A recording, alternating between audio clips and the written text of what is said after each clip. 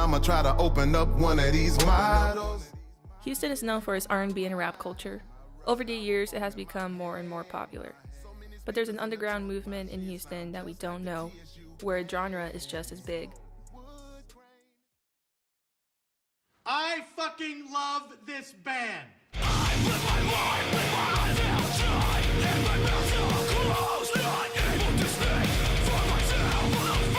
Actually made me part of the scene. I was 15 years old, and at this point I was actually starting to get really interested in finding out what the local scene was about.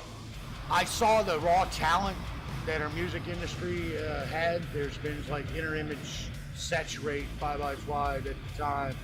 Those, in hindsight, bands like that were very talented, and I recognized that it was really a scene that needed help, and used my knowledge and experience to help them. I wanted to start a band initially after going to see a couple shows, and I met a friend of mine named Nick Fisher at the gym, and he was like, I could teach you how to start a band, and he taught me how to start a band, and that's basically how it was. We just they helped us out along the way, and we just started to learn really about what the music industry was like, not only in Houston, but kind of everywhere.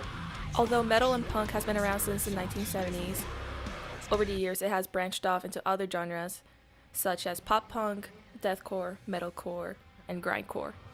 I don't know, there's something about it, man, that I just can't let go.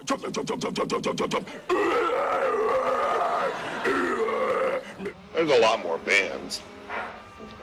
I guess there's a lot more different styles of metal, I guess. But it just keeps growing. It keeps changing every year from what it used to be. When I started coming into the scene, though, a transition was happening, and the black metal bands were starting to peter out to the point where today it's only the projects that I have and this band called Spectral Manifest that are really the only black metal bands in Houston that are still active. Today, what we had in the past was black metal and death metal, and there was some grindcore. And the one thing now that is dominating Houston is brutal death metal. That would be a great thing if there wasn't so much brutal death metal. And so what you have going on in Houston is you have too many bands and musicians playing a singular style and very few people doing other genres. Houston has a variety of venues that appeal to the local metal and punk community, including BFE Rock Club, Acadia Bar and Grill, and White Swan. Frankie opened up his club in what, like 99, 98? 98, yeah. And we all played there, you know, and for like years, many years. And that place was home, just like this one. We kind of took it over though, because the first couple of times we all went in, like he said, he was having blues bands play. And he had a great club, a great venue, great sound. And, you know, nothing against the blues, but, you know, 20, 30, 40 people a night doesn't cut it. So I started talking to him about bringing in bands, local bands, and rock bands that were in the now that brought people in.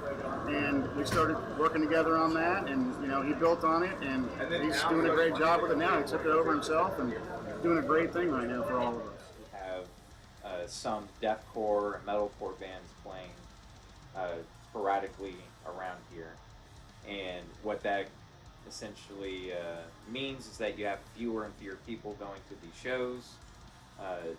When once you could have these bands playing upwards to close to 100 people, are now only playing to 10, maybe 20 people at most. So in terms of how the music is in the scene, it's gotten really stagnant, and it needs a refresh. If people stop counting on the internet as the only way to promotion, I think you will thrive. I'm old school. I still do flyers. I still do the legwork that goes with. I use Facebook. I use Twitter. I use all those tools. But I also get out and meet the people. If the new generation keeps mixing it up, they're going to thrive because they got more tools than the old generation. But if they get what I call lackadaisical or too comfortable in the fact that they got the internet to promote, then it's going to fail. So you have the really good venues, you have the good bands, but you don't have a thriving fan base of people that are willing to come out. And what people need to realize is that these bands, like I said, cannot thrive, and these venues cannot continue doing what they do unless you come out and show some support.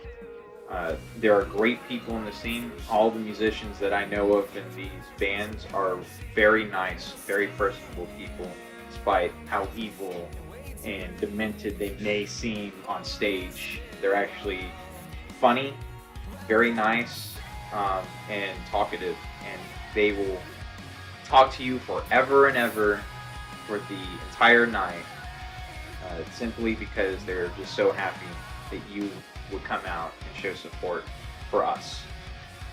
So if I'm being honest, I'm going to look at what the trend is right now, and I don't see a very bright future for the metal scene in Houston. Yeah, I'm not very hopeful with this scene. It really just comes down to people growing a pair, stop being lazy, get off their phones, their computers, get off whatever screen that people are staring through.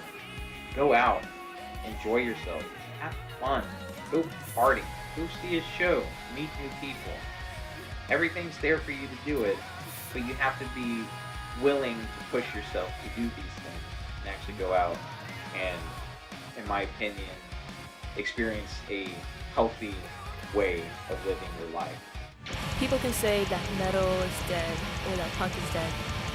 They don't realize that it's the community that keeps the scene alive and not trends set up by social media.